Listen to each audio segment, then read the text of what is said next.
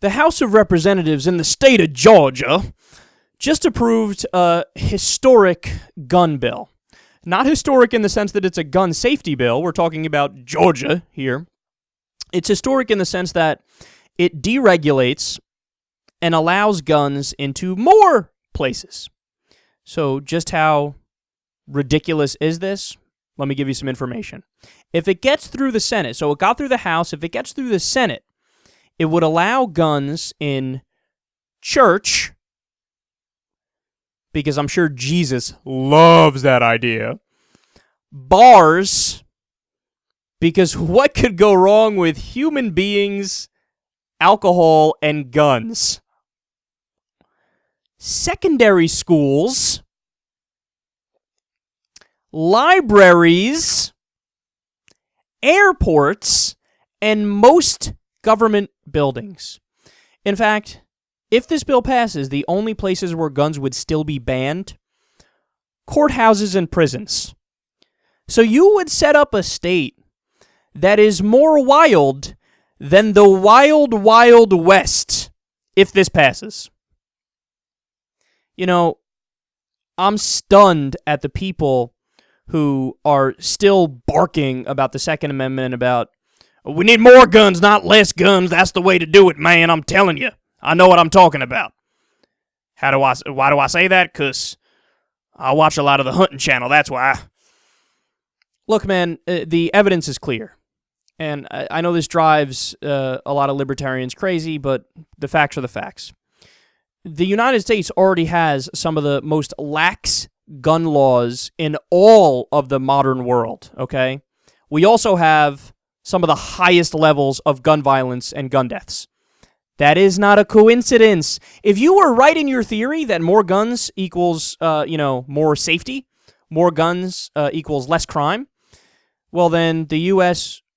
would have fewer gun deaths and gun violence. But we don't. We have more gun deaths and gun violence. We have 32,000 gun deaths every single year. So how are those lax gun laws working out? They're not, right? They're not. And by the way, Alaska, a red state, has the highest amount of gun violence per capita. Lax gun laws. It's not a coincidence that Britain has less than 100 gun deaths per year. France, less than 100 gun deaths per year. Australia, less than 100 gun deaths per year. Japan has like 6, and they have almost no guns. Now, look, I'm not saying you ban guns, okay? Number one, I don't think the Constitution would not allow for that, and I don't think it should either.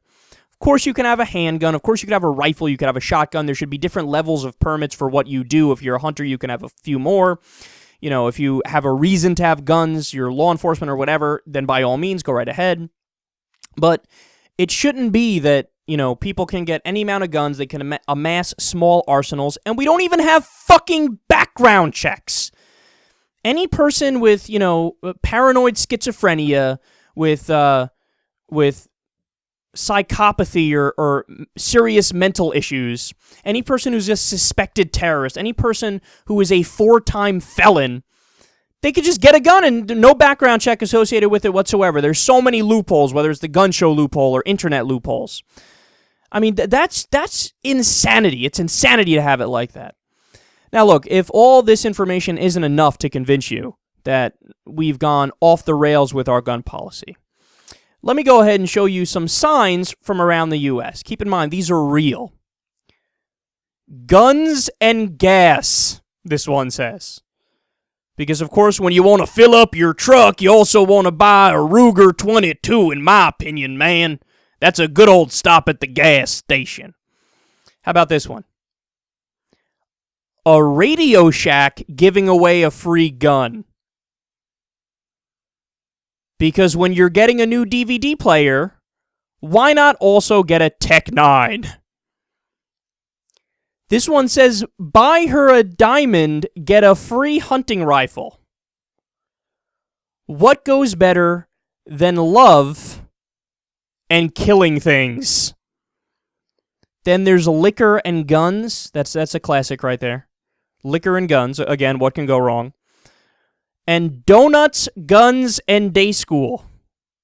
That is hillbilly paradise, redneck paradise. Man, let me get me some donuts, and also, I don't know, maybe get my hands on a 12 gauge or something like that. Now that's a good day where I come from.